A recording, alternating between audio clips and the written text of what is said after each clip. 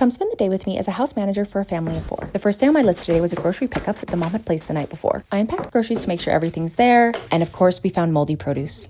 So I had to make time to request a refund for the strawberries later in the day.